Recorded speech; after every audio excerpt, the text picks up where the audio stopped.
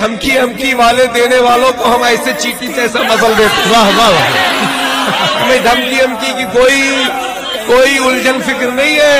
واہ. الحمدللہ ہمارے سینے پر کوش ہے اختر رضا کا. سبحان اللہ سبحان اللہ. ہمیں کسی کی کوئی فکر نہیں ہے. اللہم ہدایت الحق والصواب. امام اعظم ابو حنیفہ مجتہد مطلق تھے. امام شافعی بلا شبہ وہ بھی مجتہد مطلق، اور جتنے بھی مجتہدین مطلق گزرے ان کے اجتہادات کے بارے میں ہم کوئی اعتراض نہیں کر سکتے، مگر جس نے کسی امام کی تقلید قبول کر لی تو وہ دوسرے امام کی ان کے مختلفی مسئلے میں تقلید نہیں کرے گا، ورنہ وہ مقلد نہیں، وہ درجہ مجتہد میں ہو اپنے کو سمجھتا ہے، یا یہ کہ وہ نفس کا غلام ہے. مثلا امام ابو حنیفہ نے فرمایا کہ عورتوں کے چھونے سے وضو نہیں ٹوٹتا، خون کے بہنے سے وضو ٹوٹ جاتا ہے. جسم سے خون بہے تو وضو ٹوٹ جاتا ہے، مگر بیوی کو ہاتھ لگاتے تو وضو نہیں ٹوٹتا.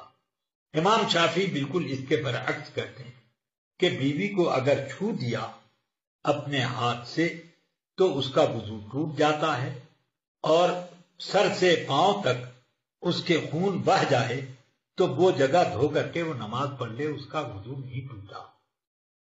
اب ایک آدمی شافعی ہے، اس نے اپنی بیوی کو چھوڑ دیا. ارے یار چلو امام ابو حنیفہ کے نزدیک تو جائز ہے، وضو نہیں ٹوٹا، ہم نماز پڑھ لیں. تو اس شخص کو ہم یہ کہیں گے کہ اس نے اپنے امام کی تحقیق کی، تقلید نہیں کی بلکہ تحقیق کی، اور اس کے لیے یہ جائز نہیں تھا کہ وہ نماز اپنی اس طرح پڑھے. اور جب خون بہ گیا ایک حنفی کا، اس نے کہا یار شافعی کے مذہب پر عمل کر لو، تو یہ اتباع نفس، اتباع ہوا ہے. میں اب یہ پوچھنا چاہتا ہوں کہ کیا مولانا الیاس قادری کو وہ منصب حاصل ہے جو امام شافعی یا امام ابو حنیفہ یا امام مالک کو منصب حاصل تھا؟ کیا یہ اجتہاد مطلق تو کیا اجتہاد فی المسائل کا بھی درجہ رکھتے ہیں؟ اجتہاد فی المسائل تو اور بات رہی، اصحاب تمیز میں سے بھی، اصحاب تمیز بھی بات الگ رہی. کیا وہ تلفیق کا بھی ڈھنگ جانتے کہ مسائل کو کیسے انتخاب کیا جاتا ہے؟ وہ بھی نہیں جانتے. تو پھر ان کو یہ حق کہاں سے پہنچتا ہے کہ وہ ٹی وی استعمال کرنے اور نہ کرنے کے معاملے کو حنفی شافعی کے اختلاف پر محدود کریں؟ بلکہ ان کو یہ چاہیے کہ وہ حنفی ہیں تو امام ابو حنیفہ کے فتوے پر عمل کریں. کیا امام ابو حنیفہ کا کوئی ایسا فتویٰ ہے کہ جو انہوں نے مووی بنانے کی اجازت دی ہو، یا تصویر کشی، یا قلم سے تصویر بنانا، یا یہ اس طریقے پر کہ آدمی روشنی سے تصویر بناتے کسی پردے سیمی پر یا اور کسی طریقے پر، اس کی کوئی جائز صورت انہوں نے بتائی ہے؟ نہیں. تو پھر ان کو امام ابو حنیفہ نے جو حرام کہا اس حرمت پر قائم رہنا چاہیے. امام شافعی نے بھی ویسے ہی کیا. اب یہ ان کا کہنا کہ حنفی اور شافعی کے اختلاف جیسا ہے، یہ بالکل بیجا بات ہے. اس صورت میں علماء کرام میں جو اصحاب تمیز ہیں وہی کوئی اس سلسلے میں باقاعدہ ترجیح و تصحیح کے کام کر سکتے ہیں. مطلب یہ ہے میرے کہنے کا کہ ائمہ تصحیح، ائمہ ترجیح، یہ لوگ تو اب رہے نہیں. اب جو ایک آخری چھٹے نمبر کا درجہ تھا وہ اصحاب تمیز کا تھا. میں نے بہت ٹٹولا علماء میں، تو میری نظر میں مفتی اعظم قبلہ کے بعد کوئی ایسا فرد نہیں نظر آیا جس کو اصحاب تمیز کے منصب پر ہم مان سکیں۔ اس لیے جب مسائل میں تغیر آتا ہے، کسی حاجت، ضرورت یا تعامل کی وجہ سے، ضرورت میں تو آدمی کو خود دعوت مل جاتی ہے، اجازت مل جاتی ہے، مگر حاجت، تعامل وغیرہ کے معاملے میں اس وقت تک ہم اس کی اجازت نہیں دے سکتے جب تک کہ اصحاب تمیز خود اس کی اجازت نہ دے۔ اب کون سے اصحاب تمیز رہے؟ اصحاب تمیز وہ علماء ہوتے ہیں جنہیں شریعت کے تمام احکام جو مذہب میں ہیں، جو اقوال ہیں، جو ائمہ کے اختلافات ہیں، جو ترجیح و تصحیح ہے اور جس کی تضعیف ہے، وہ سب کے سب وقت مستحضر ہیں، وہ لوگ اصحاب تمیز ہوتے ہیں۔ اس وقت کون ہے جس کو استحضار ہو؟ اس وقت کا تو حال یہ ہے کہ لوگوں نے آواز پہنچانے اور صورت پہنچانے کو ایک تھا برابر کر دیا، یکساں کر دیا۔ تو جب اتنی تمیز نہیں تو میں کیسے مان لوں کہ وہ اصحاب تمیز میں سے ہو گئے اور ان کو یہ منصب مل گیا کہ وہ فتویٰ کسی حاجت کی بنا پر یا تعامل کی بنا پر یا حرج کی بنا پر نہ کا ہاں کر دیں یا ہاں کا نہ کر دیں۔ یہ ان کو کہاں سے حق مل گیا؟ اس لیے مولوی الیاس صاحب کو اپنے فتویٰ دانی کا اثر نو جائزہ لے لینا چاہیے۔ وہ تو یہاں تک کہتے ہیں کہ قرآن کی بہت سی آیتیں منسوخ ہوئی، ویسے یہ منسوخ ہو گیا، اور انہوں نے یہاں تک کہہ دیا کہ بہت سے احکام جو رسول پاک کے زمانے میں شروع میں جائز تھے ناجائز ہو گئے، ناجائز تھے شروع میں اور وہ بعد میں جائز ہو گئے۔ ایسے کتنے چیزیں جو فرض نہیں تھیں وہ بعد میں فرض ہو گئیں، جو چیز حرام نہیں تھیں وہ بعد میں حرام ہو گئیں، یا اور کچھ ایسے ہی تغیرات۔ تو وہ تو ناسخ اور منسوخ کا معاملہ ہے، لیکن جب دین مکمل ہو گیا اور الیوم اکملت لکم دینکم واتممت علیکم نعمتی یہ آیت نازل ہو گئی، تب اس کے بعد کوئی چیز منسوخ ہوئی ہو تو بتایا جائے کہ کیا منسوخ ہوئی۔ ہاں یہ ضرور ہے کہ احادیث میں، قرآن کریم میں اور اجماع امت میں کچھ ایسی چیزیں قواعد ملتے ہیں جن سے ان نئے حالات کی وجہ سے کچھ احکام میں صورتاً تغیر ہوتا ہے، حقیقتاً نہیں۔ اعلی حضرت نے اس سلسلے میں باقاعدہ بحث فرمائی کہ امام کا ایک قول سوری ہوتا ہے اور ایک قول ضروری ہوتا ہے، کہ اگر وہ حالات جو اب ہیں امام کے زمانے میں ہوتے تو وہ اسی وقت کا حکم دیتے۔ مثال کے طور پر امام اعظم نے اور دیگر تمام ائمہ نے یہ فتویٰ دیا کہ عورتوں کا مسجد میں جماعت کے لیے حاضر ہونا ناجائز، یہ فتویٰ دیا۔ حضور اکرم صلی اللہ علیہ وسلم کی وفات تک، وفات کے بعد تک، حضرت عمر رضی اللہ تعالیٰ عنہ کے زمانے میں بھی اور ان کے بعد بھی عورتیں مسجد میں آتی تھیں، نماز پڑھتی تھیں۔ حضرت عمر نے البتہ اس پر ناراضگی کا اظہار کیا۔ ام المؤمنین حضرت عائشہ نے یہ فرمایا، اس زمانے میں جو عورتوں نے اپنے حالات بگاڑ لیے ہیں، اگر حضور کے زمانے میں یہ حالت پیدا ہوتی تو لمنعہن من المساجد کما منعت نساء بنی اسرائیل، حضور ان کو مسجدوں سے اسی طرح روک دیتے جیسے بنو اسرائیل کی عورتیں روکی گئی۔ تو اس کا یہ مطلب تھوڑی ہے کہ یہ حکم منسوخ ہو گیا، اصل حکم یہی ہے کہ عورتیں مسجد میں آ سکتی ہیں، مگر کچھ مانع ایسے پیدا ہو گئے کہ وہ اب نہیں آ سکتی، رکاوٹیں پیدا ہو گئیں جو نہیں آ سکتی ہیں۔ اب اس کو جو بھی سمجھیے، قرآن حکیم میں فرمایا اللہ تعالی نے کہ خون حرام ہے، میتہ حرام ہے، خنزیر حرام ہے، یہ وہ سب حرام بتایا، اور یہ بھی فرمایا فَمَنِ اضْطُرَّ فِي مَخْمَصَةٍ، جو آدمی مخمصہ میں پڑ جائے یعنی اس کے اوپر ایسی حالت آ جائے۔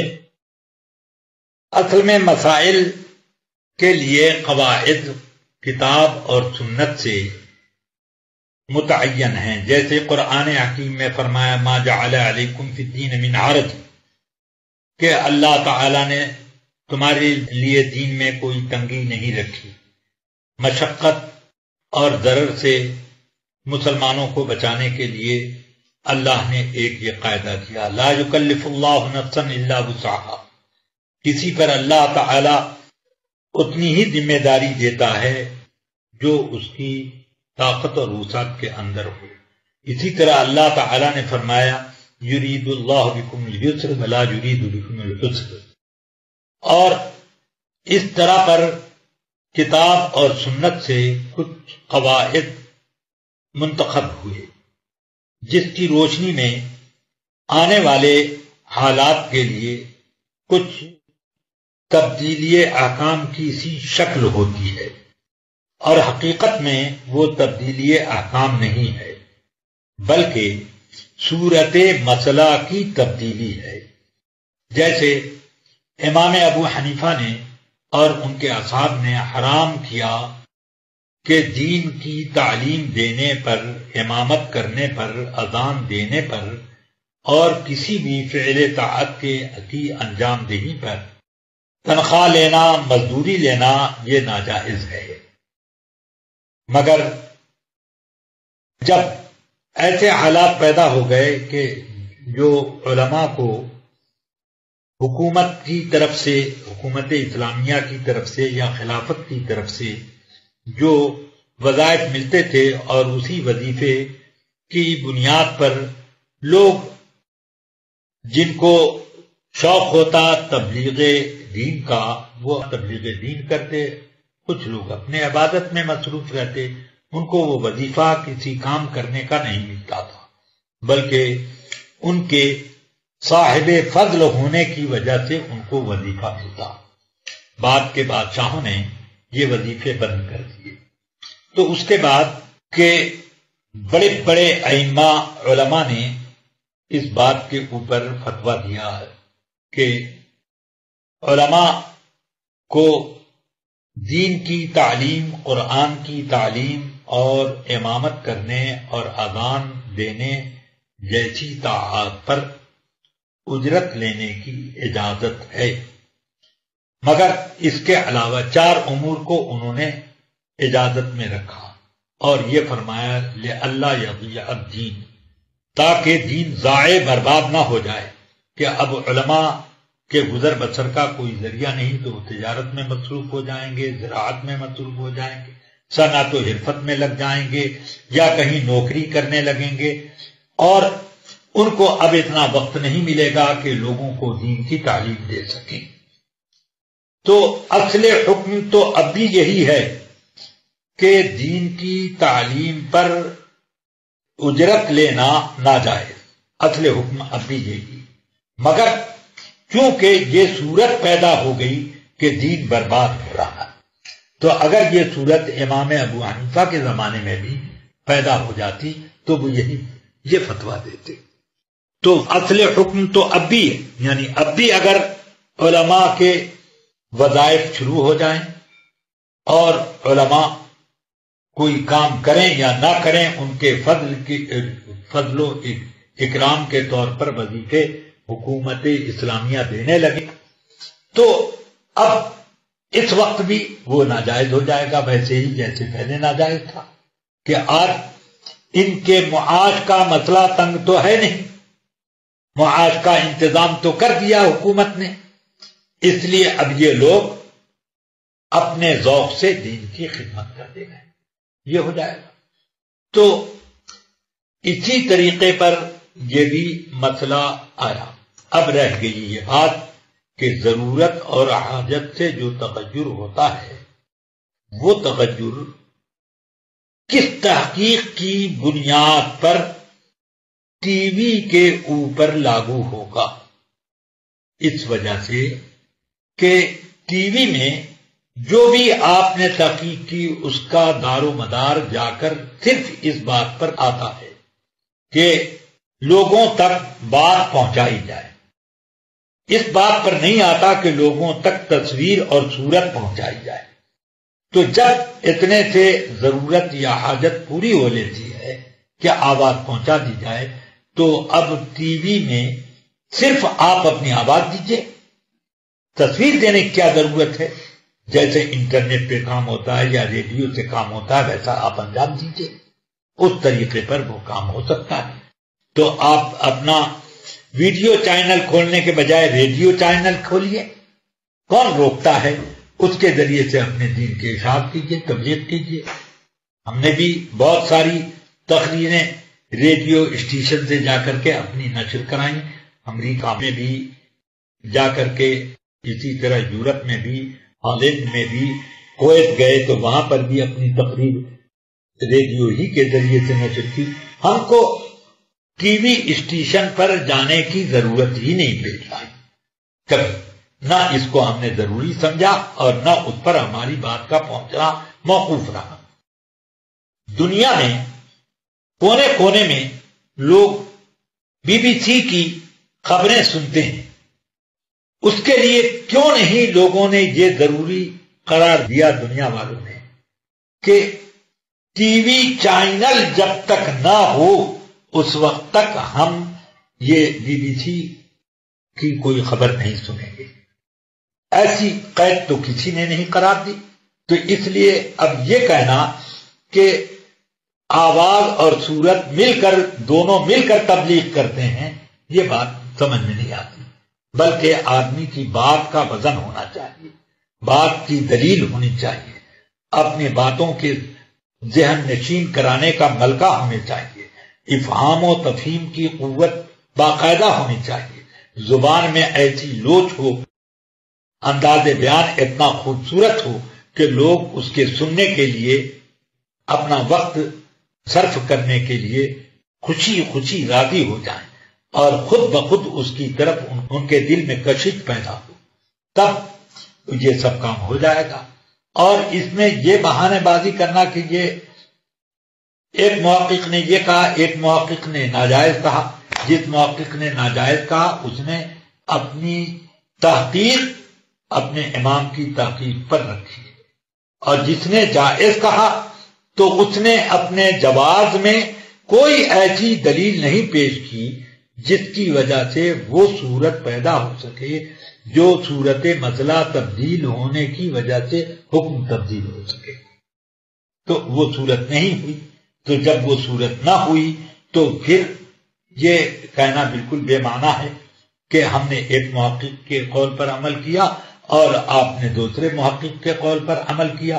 تو آپ کے محقق نے جو بات کہی ہے وہ بات باوزن ہے کہ نہیں، یہ کون طے کرے گا؟